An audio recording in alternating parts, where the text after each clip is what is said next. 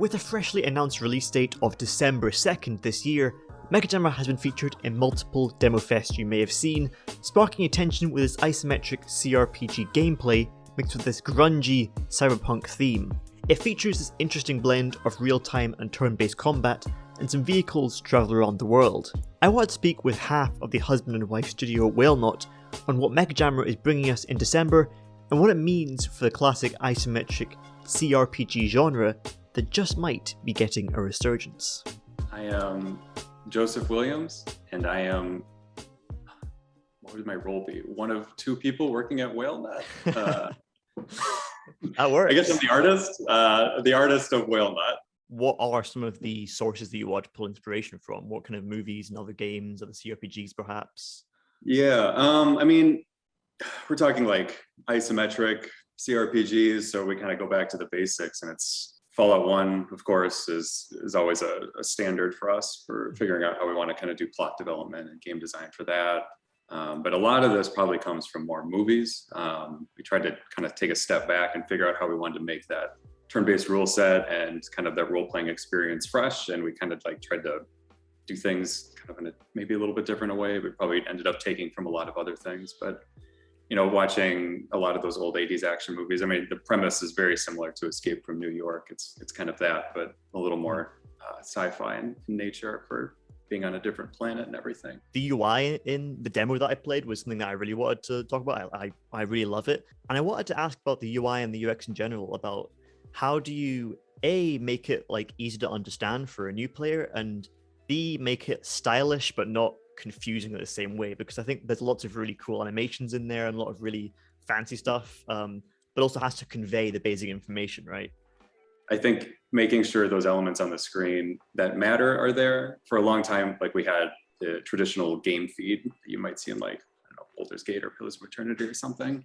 But with our simultaneous system, like that was just getting like so much chaos so quickly, because if 20 guys go at once, it's just a wall. Like a text bomb, a group chat that's just absolutely blown up. Yeah, not helpful. It'd be like having a game feed in like Diablo or something. Like, Yeah. I don't need that. I get it.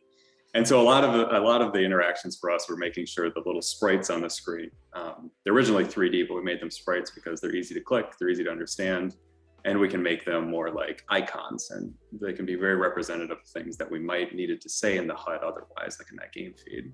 And from the simulation aspect, like I think vehicles was a big thing that's, I think, might strike players when they see this kind of game that, I can get into a car and a bike and I can ride around. That's kind of away from the genre these games usually go down. What went into that decision? Was that always there from the beginning? Like, I want to be able to ride around on a bike? Or is that like something like, maybe we can do this is it to like make a larger world, make it easier to travel? Or is there like just to vary up the gameplay a little bit?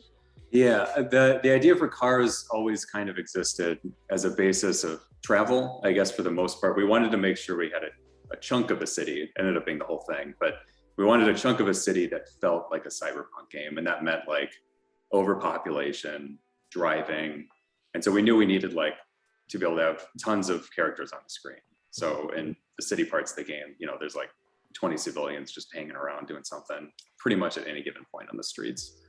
And then we needed a vehicle to get around, or we needed like some kind of elaborate like subway system or something. And I was just like, forget it. Let's just get the vehicle in. And that would be fun too. The 15-year-old in me would have loved that, and playing some of these older isometric games. Did you consider at one point being like, we could make them fly, but oh, that's a lot of dimensions that I'm working with? Yeah, the game is fully 3D, but yeah, we're pretty careful on how that's stacked. It becomes kind of an MC-escher when you're on a roof and there's like a street behind you, and it's just like, oh my God, which way is... The Z-axis just makes it a little bit too much. The Z-axis is tough to navigate around. Now Mechajammer is getting close to release, and we had Death Trash, which came out, which is another kind of Fallout 1 style game that I'm sure you might have seen around also at the festivals. Do you think that this CRPG style that is with this kind of dark storytelling and turn-based or not turn-based, this CRPG old school style game, is that, do you think that might have a resurgence, or is this still like something that's a very rare treat in the game industry? Do you think that might have a second wind? Yeah, it's in a weird place right now, I think, because maybe in I forget when the original kind of resurgence of these started with Pillars of Eternity, Wasteland 2. There's kind of like a big release of all of those, and now those companies are probably starting to trickle down into more maybe actiony kind of games, or getting more like first-person role-playing games, more in the vein of I don't know, new Fallout 3 or New Vegas or whatever those 3D ones are.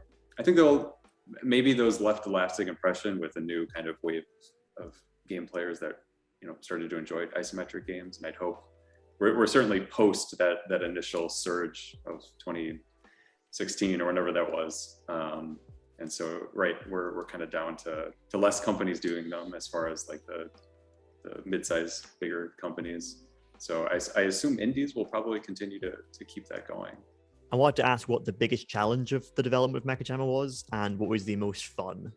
Well, inevitably, probably the most fun is I really enjoyed that combat system that we came up with. That I think we made a lot of games essentially up to this, and this is the one that we really landed on that we liked. So I'm glad we were able to get to this point.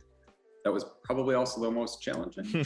It's fun to get it done, but in the process, it might have been not fun at times. Yeah, that seems like a cheap one, but yeah, that was probably the most rewarding and probably the most difficult, was just the time it took to kind of get there. You know, we came up with that. Our original Kickstarter project idea was ambitious, and we're happy to be able to fulfill that, but it was a challenge getting there. We had a lot of systems. For a very system heavy game, for two people to work on that and not cave on a lot of things was maybe not our best idea, but yeah, we got there in the end. So